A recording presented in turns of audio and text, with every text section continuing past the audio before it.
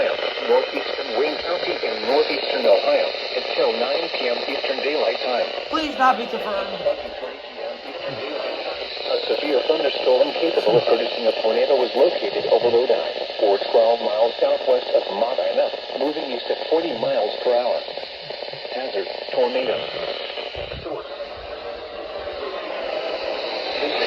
Flying debris will be dangerous to those caught without shelter. Mobile homes will be damaged or destroyed. Damage to roofs, windows, and vehicles will occur. Damage is likely.